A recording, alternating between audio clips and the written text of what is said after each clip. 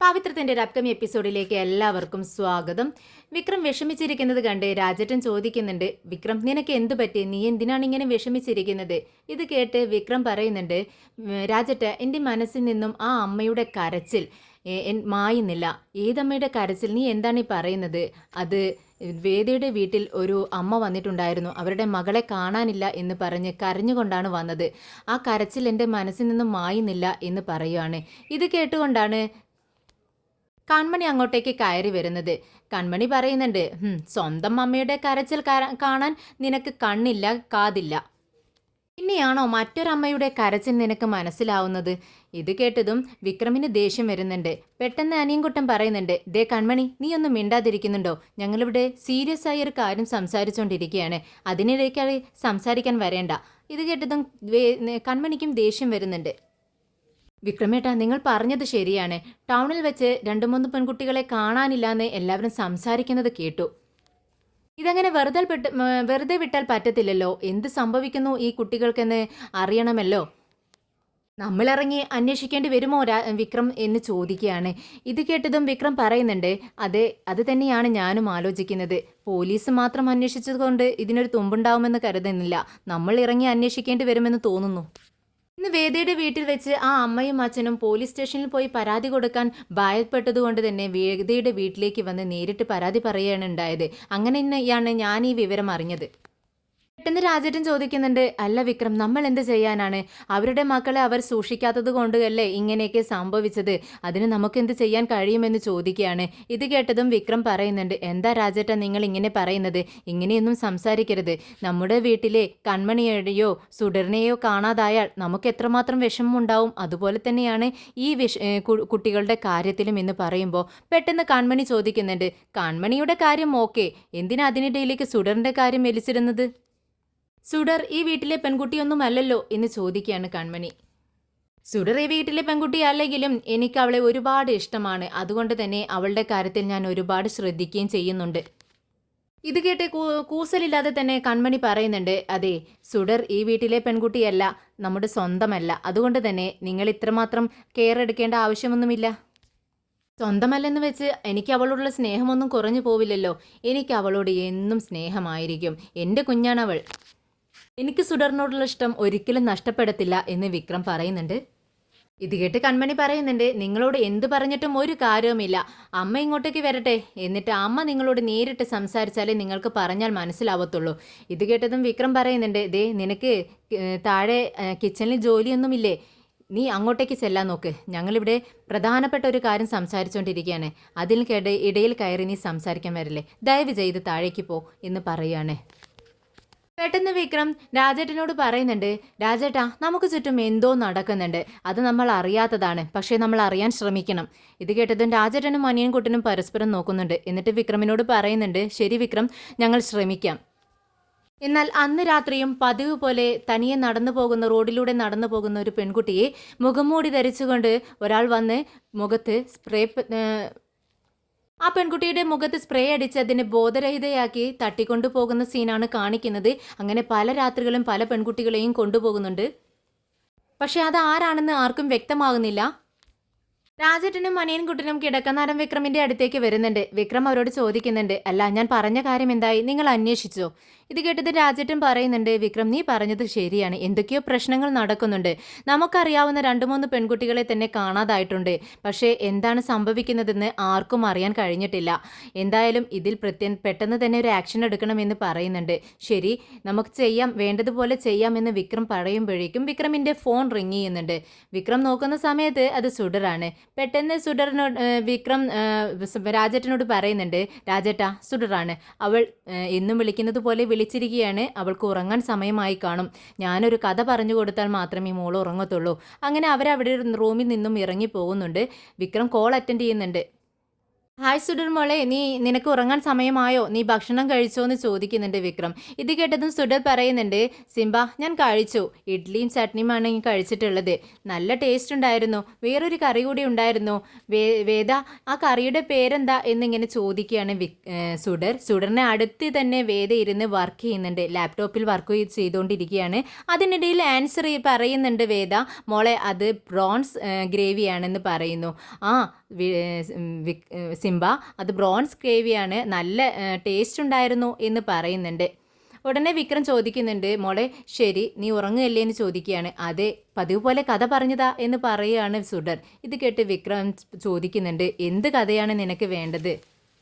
ഇത് കേട്ട് സുഡർ പറയുന്നുണ്ട്, സിംബ എനിക്ക് നീ എന്നും പറഞ്ഞു തരുന്ന ആ കഥയുണ്ടല്ലോ അത് വേണ്ട, അതൊന്ന് വേറെ കഥ പറഞ്ഞു തരാമോ എന്ന് ചോദിക്കുകയാണ്. ഇത് കേട്ടതും വിക്രം പറയുന്നുണ്ട്, ശരി നിന്നെ പോലെ ഒരു സുഡർമോൾ ഉണ്ടായിരുന്നു, ആ സുഡർമോളുടെ കഥ പറഞ്ഞു തരട്ടെ എന്ന് ചോദിച്ചുകൊണ്ട് മോളെ സംബന്ധിച്ചുകൊണ്ടുള്ള ഒരു കഥ, മനോഹരമായ ഒരു കഥ മോൾക്ക് പറഞ്ഞു കൊടുക്കുകയാണ്. അങ്ങനെ പരിസരം മറന്ന് വിക്രം ഫോണിലൂടെ മോൾക്ക് കഥ പറഞ്ഞു കൊടുക്കുന്നുണ്ട്. എന്നാൽ കൺമണി അവിടെ വന്ന് നിൽക്കുന്നുണ്ട്. ഇതൊന്നും വിക്രം ശ്രദ്ധിക്കുന്നില്ല. വിക്രം ശ്രദ്ധിക്കാതെ ഫോണിലൂടെ ഇങ്ങനെ സ്വയം മറന്നുകൊണ്ട് മോൾക്ക് കഥ പറഞ്ഞു കൊടുക്കുന്നത് കേട്ട് കൺമണിക്ക് ദേഷ്യം വരുന്നുണ്ട്. കൺമണി മനസ്സിൽ ചിന്തിക്കുന്നുണ്ട്, ഇവർ തമ്മിലുള്ള ബന്ധം വളരെ ദൃഢമായി കൊണ്ടിരിക്കുകയാണല്ലോ, ഇതങ്ങനെ വിട്ടാൽ പറ്റത്തില്ല. ഇപ്പോൾ സുഡർ വിക്രമിൻ്റെ കഥ കേൾക്കാതെ ഉറങ്ങില്ല എന്ന് വന്നിരിക്കുന്നു, അങ്ങനെ വിട്ടാൽ പറ്റത്തില്ലല്ലോ എന്നൊക്കെ ഇങ്ങനെ ചിന്തിച്ചുകൊണ്ടിരിക്കുന്നുണ്ട് കൺമണി. എന്നാൽ സുഡർ വിക്രം പറയുന്ന കഥ കേട്ട് കിടക്കുന്നത് കണ്ട് പുഞ്ചിരിയോട് കൂടിയാണ് വേദ ഇതെല്ലാം കാണുന്നത്. ഇടയ്ക്ക് ഓരോ ക്വസ്റ്റ്യൻസൊക്കെ സുഡർ ചോദിക്കുന്നുണ്ട്. അതിന് മനോഹരമായ മറുപടികളും വിക്രം പറഞ്ഞു കൊടുക്കുന്നുണ്ട്. അത് കേട്ട് ചിരിക്കുന്നുണ്ട് വേദ. വിക്രം ഇങ്ങനെ നിർത്താതെ സംസാരിക്കുന്നത് കണ്ട് കൺമണി മനസ്സിൽ വീണ്ടും ചിന്തിക്കുന്നുണ്ട്, ഇത് വേദയുടെ ഫോണിൽ നിന്നാണല്ലോ സുഡർ ഈ വിളിക്കുന്നത്. അപ്പോൾ വേദയുടെ അനുവാദത്തോടു കൂടിയാണ് ഇതെല്ലാം നടക്കുന്നത്. വേദ ഇങ്ങനെ അനുവദിക്കണമെങ്കിൽ അതിൽ എന്തെങ്കിലും കാര്യമുണ്ടായിരിക്കുമല്ലോ. അപ്പോൾ ഇവർ തമ്മിൽ അടുത്തുകൊണ്ടിരിക്കുകയാണോ? ഇനി വിക്രം തൻ്റെ മകളാണ് സുഡർ എന്നുള്ള സത്യം അറിഞ്ഞു കാണുമോ? അതുകൊണ്ടായിരിക്കുമോ ഈ വിക്രം ഇങ്ങനെ സംസാരിച്ചുകൊണ്ടിരിക്കുന്നതും അവളെ ഇത്രമാത്രം സ്നേഹിക്കുന്നതും എന്നൊക്കെ ഇങ്ങനെ ചിന്തിച്ചുകൊണ്ടിരിക്കുന്നുണ്ട്. കൺമണിയുടെ മനസ്സിൽ വളരെ ടെൻഷനാണ്. എന്നാൽ കുറച്ച് സമയം കഴിഞ്ഞതും സുഡർ ഉറങ്ങുന്നുണ്ട്. വിക്രം ചോദിക്കുന്നുണ്ട്, സുഡർ ഈ കഥയിൽ നിന്ന് നിനക്ക് എന്താണ് മനസ്സിലായി? സുഡർ സുഡർ എന്നിങ്ങനെ വിളിക്കുന്ന സമയത്ത് സുഡറിൻ്റെ റെസ്പോൺസ് ഒന്നും കേൾക്കാണ്ട് നിന്നപ്പോൾ സുഡർ നീ ഉറങ്ങിയോ? ശരി ഗുഡ് നൈറ്റ് എന്ന് പറയുന്നുണ്ട്. എന്നാൽ ഇതെല്ലാം വേദ കേൾക്കുന്നുണ്ട്. വേദ ഒരു പുഞ്ചിരിയോടുകൂടി ഇങ്ങനെ ഫോണിലേക്ക് നോക്കിക്കൊണ്ടിരിക്കുകയാണ്. അതിനുശേഷം വിക്രം കോൾ കട്ട് ചെയ്യുന്നുണ്ട്. പിറ്റേന്ന് രാവിലെ തന്നെ കളക്ട്രേറ്റിന് മുന്നിൽ രാധയും കുറച്ച് സ്ത്രീകളും ചെന്ന് സമരം ചെയ്തുകൊണ്ടിരിക്കുകയാണ്. പോലീസുകാരെല്ലാം നോക്കി നിൽക്കുന്നുണ്ട്. കാണാതായ സ്ത്രീകളെ കണ്ടുപിടിക്കണം, അവരുടെ വീട്ടുകാർക്ക് നീതി ലഭിക്കണം എന്ന് പറഞ്ഞുകൊണ്ടാണ് സമരം ചെയ്യുന്നത്. അങ്ങോട്ടേക്ക് കപിലൻ ഇറങ്ങി വരുന്നുണ്ട്. രാധയുമായി സംസാരിക്കുന്നുണ്ട്. നിങ്ങൾ ബഹളം വെക്കരുത്, നിങ്ങൾ എല്ലാവരും പിരിഞ്ഞു പോകണം. ഞങ്ങൾ കേസെടുത്തിട്ടുണ്ട്, ഞങ്ങൾ അവർക്ക് വേണ്ടി തിരച്ചിൽ ആരംഭിച്ചിട്ടുണ്ട്. പെട്ടെന്ന് തന്നെ പെൺകുട്ടികളെ കണ്ടുപിടിക്കും. ഇങ്ങനെയൊരു അവസ്ഥ ഇനി ആർക്കും ഉണ്ടാവില്ല എന്നവർക്ക് വാക്കു കൊടുക്കുന്നുണ്ട്. എന്നാൽ രാധ അത് വിശ്വസിക്കുന്നില്ല. രാധ പറയുന്നുണ്ട്, ഇല്ല, നിങ്ങൾ അവരുടെ വീട്ടുകാരിൽ നിന്നും കംപ്ലൈൻറ്റ് എഴുതി വാങ്ങിച്ചിട്ടില്ല, ഞങ്ങളതറിഞ്ഞു, നീതി ലഭിക്കാൻ പോകുന്നില്ല, നീതി ഞങ്ങൾക്ക് ലഭിക്കണമെന്ന് പറഞ്ഞുകൊണ്ട് വീണ്ടും സമരം ചെയ്തുകൊണ്ടിരിക്കുകയാണ്. അപ്പോഴേക്കും പത്രക്കാരെല്ലാവരും അങ്ങോട്ടേക്ക് വരുന്നുണ്ട്. കപിലനോട് ചോദിക്കുന്നുണ്ട്, നിങ്ങൾ കേസെടുത്തു അന്വേഷിക്കുന്നുണ്ട് എന്ന് പറയുന്നത് സത്യം തന്നെയാണോ? ഇവരെല്ലാം പറയുന്നത് അത് നുണയാണെന്നാണല്ലോ എന്നൊക്കെ ചോദിക്കുകയാണ്. ഇത് കേട്ടതും പോലീസുകാർ പറയുന്നുണ്ട്, നിങ്ങൾ അവർ പറയുന്നതാണോ അതോ ഞങ്ങൾ പറയുന്നതാണോ വിശ്വസിക്കുന്നത്? ഞങ്ങൾ അന്വേഷിക്കുന്നുണ്ട്. അതിനിടയിൽ ഇവർ ഇവിടെ വന്ന് ഇങ്ങനെ ചെയ്യുന്നത് വളരെ നിയമവിരുദ്ധമാണ്. എല്ലാവരും പിരിഞ്ഞു പോകണമെന്ന് പറയുന്നുണ്ട്. പക്ഷെ ആരും പിരിഞ്ഞു പോകുന്നില്ല. മുദ്രാവാക്യം വിളിച്ചുകൊണ്ട് അവിടെ നിൽക്കുകയാണ്. എന്നൊരു വാഹനത്തിൽ വേദ അങ്ങോട്ടേക്ക് വരുന്നുണ്ട്. വേദ വണ്ടിയിൽ നിന്നും ഇറങ്ങി വരുന്ന സമയത്ത് എല്ലാവരുടെയും ശ്രദ്ധ അങ്ങോട്ടേക്കായി. വേദ വന്നതും പത്രക്കാരെല്ലാം വേദയുടെ അടുത്തേക്ക് ഓടി ചെല്ലുന്നുണ്ട്. എന്നിട്ട് ചോദിക്കുന്നുണ്ട്, കളക്ടർ മാഡം, നിങ്ങളുടെ വീടിനടുത്ത് നിന്ന് തന്നെയാണല്ലോ, ചുറ്റുവട്ടത്ത് നിന്ന് തന്നെയാണല്ലോ 2-3 പെൺകുട്ടികളെ കാണാതായിരിക്കുന്നത്. അതിൽ ഒരു വിവരവും കിട്ടിയിട്ടില്ല. നിങ്ങൾ എന്ത് പറയുന്നു? ഇവരോടെല്ലാം എന്ത് മറുപടി പറയുന്നു എന്ന് ചോദിക്കുകയാണ്. ഇത് കേട്ടതും വേദ പറയുന്നുണ്ട്, അന്വേഷിച്ചു കൊണ്ടിരിക്കുന്നുണ്ട്, എല്ലാവരും സമാധാനമായിരിക്കണം. ഞങ്ങൾക്ക് ഒരുപാട് വിഷമമുണ്ട്, പക്ഷേ ഞങ്ങളുടെ അന്വേഷണത്തിന് ആരും തടസ്സം നിൽക്കരുതെന്ന് പറയുന്നുണ്ട്. പെട്ടെന്നാണ് ആൾക്കൂട്ടത്തിനിടയിൽ നിന്നും തക്കാളി കൊണ്ടുള്ള ഏറ് വേദയ്ക്കും പോലീസുകാർക്കും നേരെ വരുന്നത്. എന്നാൽ രാധയ്ക്കും കൂടെ നിൽക്കുന്നവർക്കും ഒന്നും മനസ്സിലാവുന്നില്ല. അവർ ഇങ്ങനെ ഒരു അറ്റംപ്റ്റ് വേദയ്ക്ക് നേരെ നടത്താൻ ആരോടും തന്നെ പറഞ്ഞിട്ടുണ്ടായിരുന്നില്ല. അതുകൊണ്ട് തന്നെ അവരെല്ലാവരും ആകെ പേടിയോടുകൂടി പിറകിലോട്ട് നോക്കുന്നുണ്ട്. അപ്പോഴാണ് കുറച്ച് ആളുകൾ ചേർന്ന് പിറകിൽ നിന്നും അറിയാത്ത കുറച്ച് വ്യക്തികൾ വേദയ്ക്ക് നേരെ ഈ ആക്രമണം തൊടുത്തുവിടുന്നുണ്ട്. പെട്ടെന്ന് തന്നെ പോലീസുകാർ വേദിക്ക് ചുറ്റും നിൽക്കുവാണ്. എന്നിട്ട് വേദിയോട് പറയുന്നുണ്ട്, മേഡം ലാത്തി ചാർജ് ചെയ്യട്ടെ, അവർക്ക് ഒരു പാഠം അവരെ പഠിപ്പിക്കണം, മേഡം ഒരു അനുമതി തന്നാൽ മതി എന്ന് പറയുകയാണ്. എന്നാൽ വേദ പറയുന്നുണ്ട്, ഇല്ല കപിലൻ, പറ്റത്തില്ല. പൊതുജനങ്ങൾക്ക് നേരെ അങ്ങനെ ഒരു അറ്റംപ്റ്റ് നടത്താൻ നമ്മൾ പാടില്ല. നമ്മൾ ക്ഷമയോടെ കാത്തിരിക്കണം. അവർക്ക് നേരെ അങ്ങനെ ഒരു ആക്രമണം ഉന്നയിക്കരുത് നിങ്ങൾ എന്ന് പറയുകയാണ്. മേഡം പ്ലീസ് മേഡം, മേഡം ഒന്ന് സമ്മതിച്ചാൽ മാത്രം മതി എന്ന് കപിലൻ പറയുന്നുണ്ട്. പക്ഷേ വേദ അതിന് സമ്മതിക്കുന്നില്ല. വേദ പറയുന്നുണ്ട്, കപിലൻ ഇത് പൊതുജനമാണ്, അവർ പ്രകോപിതരായാലും നമ്മൾ അങ്ങനെ ചെയ്യാൻ പാടില്ല, നമ്മൾ ക്ഷമയോടെ കാത്തിരിക്കണം എന്ന് പറയുന്നു. എന്നാൽ നമ്മുടെ രാധയ്ക്ക് ഇതൊട്ടും ഇഷ്ടപ്പെടുന്നില്ല. രാധ എല്ലാവരോടുമായി പറയുന്നുണ്ട്, എല്ലാവരും ക്ഷമയോടെ നിൽക്കണം, ആരും മേഡത്തെ ആക്രമിക്കരുത്, അതൊരു സ്ത്രീയാണ് എന്ന് പറയുന്നു. എന്നാൽ ആരും അത് കേൾക്കുന്നില്ല. വീണ്ടും തക്കാളി കൊണ്ട് എറിയുന്നുണ്ട്. രാധ പെട്ടെന്ന് തന്നെ വേദയുടെ അടുത്തേക്ക് ഓടി ചെല്ലുവാണ്. എന്നിട്ട് കൈകൾ കൂപ്പിക്കൊണ്ട് പറയുന്നുണ്ട്, സോറി മേഡം, സോറി, ഞാനിത് അറിഞ്ഞതല്ല, ഞങ്ങൾ ആരും ഇതറിഞ്ഞതല്ല, ആരോ മേഡത്തിന് നേരെ, ഞങ്ങൾ അറിയാത്ത ആരോ ചെയ്തു പോയതാണ്, ക്ഷമിക്കണം ഞങ്ങളോടെന്ന് പറയുന്നു. എന്നാൽ കപിലൻ ദേഷ്യപ്പെടുന്നുണ്ട്. ദേഷ്യത്തോടു കൂടി രാധയോട് പറയുന്നുണ്ട്, ക്ഷമിക്കണമെന്നോ, നിങ്ങൾ ആരോടാണ് കളിക്കുന്നതെന്ന് നിങ്ങൾക്ക് വല്ല ബോധവുമുണ്ടോ? നിങ്ങൾ ഈ ചെയ്യുന്നതെല്ലാം നിയമവിരുദ്ധമാണ്. നിങ്ങൾ ഈ ആക്രമിച്ചത് കൊണ്ട് നിങ്ങൾക്ക് നേരെ ഞങ്ങൾ ആക്ഷൻ എടുക്കട്ടെ എന്ന് ചോദിക്കുകയാണ്. ഇത് കേട്ടതും വേദ പറയുന്നുണ്ട്, കപിലൻ, നിങ്ങളോട് ഞാൻ മിണ്ടാതിരിക്കാൻ പറഞ്ഞില്ലേ, പ്ലീസ് കപിലൻ. പിന്നീട് വേദ രാധയോട് പറയുന്നുണ്ട്, രാധ നിങ്ങൾ മനസ്സിലാക്കണം, ഞാനും ഒരു സ്ത്രീയാണ്. ഇവിടുത്തെ സ്ത്രീകളെ കാണാതായതുകൊണ്ട് ഞങ്ങൾ ഒരുപാട് വിഷമിക്കുന്നുണ്ട്. അവരെ കണ്ടുപിടിക്കേണ്ടത് എൻ്റെ കൂടി ഉത്തരവാദിത്തമാണ്, അല്ലെങ്കിൽ എൻ്റെ പേരല്ലേ മോശമാകുന്നത്. അതുകൊണ്ട് തന്നെ ഞാനത് ചെയ്തിരിക്കും, നിങ്ങൾ എന്നെ വിശ്വസിക്കണം. രാധ ഇതെല്ലാം കേട്ട് നിൽക്കുന്നുണ്ട്. പെട്ടെന്ന് എന്നാൽ ഇതൊന്നും മനസ്സിലാക്കാനുള്ള ഒരു മാനസികാവസ്ഥയിലല്ല കപിലൻ നിൽക്കുന്നുണ്ട്. കപിലൻ പുറത്തെ ബഹളമെല്ലാം കേട്ട് വേദയോട് വീണ്ടും ആവശ്യപ്പെടുന്നുണ്ട്, വേദ പ്ലീസ് ഒരു അനുമതി തരണം, ലാത്തി ചാർജ് നടത്താനുള്ള അനുമതി തരണം എന്ന് പറയുന്നുണ്ട്.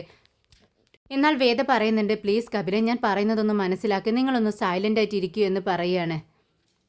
പിന്നീട് വേദ രാധയോട് പറയുന്നുണ്ട്, ഞങ്ങൾ കേസെല്ലാം തെളിയിച്ചു കൊള്ളാം, നിങ്ങളെല്ലാവരും സമാധാനത്തോടു കൂടി പിരിഞ്ഞു പോകണമെന്ന് പറയുന്നു. അങ്ങനെ വേദയുടെ വാക്കുകൾ രാധ വിശ്വസിച്ചുകൊണ്ട് അവരെല്ലാവരും അവിടെ നിന്നും മടങ്ങി പോകുന്നുണ്ട്. ഇതേ സമയം രാധയുടെ ഭർത്താവ് പരമോ മയക്കുമരുന്ന് സെയിൽ ചെയ്യുന്നുണ്ട്. ഇത് രാധയ്ക്ക് അറിയത്തില്ല. രാധ അറിയാതെയാണ് അയാൾ ഇതെല്ലാം ചെയ്യുന്നത്. അയാൾ ഇതിന് കരുവാക്കുന്നത് സ്കൂൾ കുട്ടികളെയാണ്. സ്കൂൾ കുട്ടികൾക്കെല്ലാം ആരും അറിയാതെ മയക്കുമരുന്ന് സെയിൽ ചെയ്യുന്നുണ്ട്. ഇതേ സമയം വിക്രമിനെ ഒരു കോൾ വരുന്നു. ടി വി ഒന്ന് വെച്ച് നോക്കാൻ വേണ്ടി പറഞ്ഞ് ന്യൂസ് ഒന്ന് കാണാൻ വേണ്ടിയാണ് പറയുന്നത്. പെട്ടെന്ന് വിക്രം ടി വി ഓൺ ചെയ്യുന്നുണ്ട്. അതിൽ വേദിക്ക് നേരെയുള്ള ആക്രമണമാണ് കാണുന്നത്.